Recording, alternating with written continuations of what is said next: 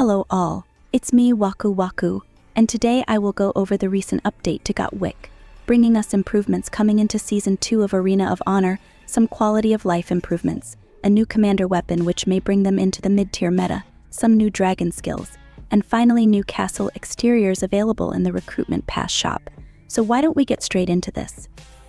Firstly, let's go over the improvements coming to Arena of Honor.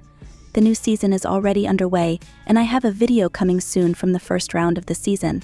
From when the event first launched to where it is now, it has improved a lot. Now, some new changes have launched. These include decreasing the amount the Glory City steals from other houses from 20% now down to 10%. This is quite impactful and will lead to games where capturing the Glory City doesn't guarantee a first-place victory. Many updates have put more emphasis on going offensive setups instead of trading posts, capturing others' houses and buildings around the map. We can look forward to more improvements and changes regarding this in the future. Correct me if I am wrong, but I believe you cannot switch the unit types in offensive camps and need to demolish the structure and rebuild it to whichever unit type you need, either to counter the enemy's attacks or set up your own in the offensive to take structures. I would personally keep it like this, as it forces your team to work together to rebuild their structures back up to max level for maximum offensive power. But what do you think of this? A change to the altars buff tiers now from 5 to 3 levels, which is a much welcomed change. All the buffs are in the game rule page under About the World map tab. The main ones which are notable are the deployment speed up and player boosting stats. More detailed reports from your house's army marches will be displayed, helping us strategize on the troop types we need to combat others' houses or towers. A great addition we needed for a while, and knowing how effective our house's offensive towers are is becoming more and more important if you want to push not only scores but also winning more often and pushing leagues. You need to keep ranking high if you want to reach Glory King this season, now needing 260 score instead of 180. I will definitely be pushing these ranks, and am happy to see all leagues are more challenging, moving back to the emphasis of more offensive buildings over trading posts. Added a new online display for players and teams, which I worry may be used for raiding parties, as you can see if the player is unbubbled and offline, but Noon will be abusing this of course, and now increasing the number of tickets you can hold from 2 to 3.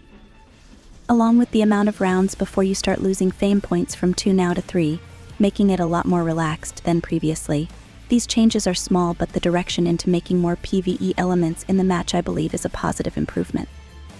However, micromanaging everything is annoying when your team doesn't have the best communication, or when you join with randoms and have to use text chats. Overall, it's a great update for Arena of Honor, and we will be excited to play and share our experiences with you all. Next, I wish to cover Uma's weapon. I had already did a whole video breaking down the commander's kit, synergy and weapon if you're interested. But the short of it is she still requires Arya to use her disarm, but beyond this her commander weapon massively improved her kit, and it won't be unexpected to see her in mid-tier meta formations with spear weakness, spear female, cavalry female, or maybe even infantry lineups. A much needed improvement for the commander. All details are in the video as mentioned. There is a new supply shop for players who do not return to the game for a while. It basically acts as a way to regain some of the daily rewards you would have missed in that time. Beyond use for alts, or if you're maybe traveling and not on the game, this shop ain't anything special.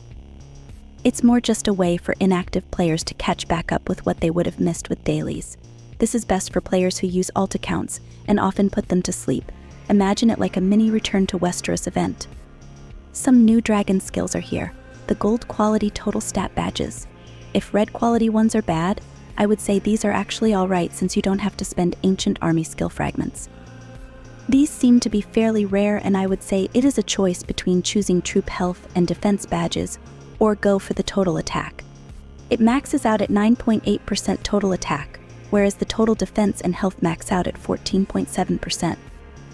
The purple total attack goes up to 8%. In rallies, this stacks up to 36%, which is great for events, if you are a supporting player, but beyond this, it is just a nice addition for many players, but nothing overly special. On to the new castle exteriors added into the recruitment pass shop. These will cost 1,000 orders each, and looking through the main eye-catching ones, we have Last Hearth and City of Wisdom, finally out in a cheaper source. both being amazing for rebel leaders, either giving massive bonuses for attack or increasing motivation recovery rates.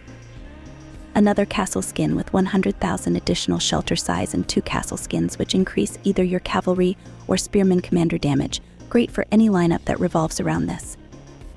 Nothing overly exciting and no new castles with army size were added unfortunately, but these at least provide solid passive bonuses for many players at least. And lastly, the quick adjustment feature was probably the best recent thing added into the game. We can set our dragons, equipment, badges, talents, and refinement with a single click.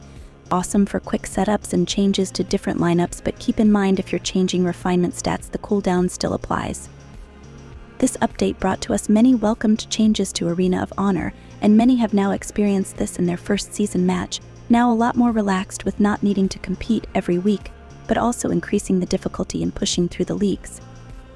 A powerful commander weapon, although it may take some time for players to max it out, and some much appreciated quality of life improvements. What will we get to look forward to next? And are you two going to try hard in Arena of Honor too? Thanks for watching.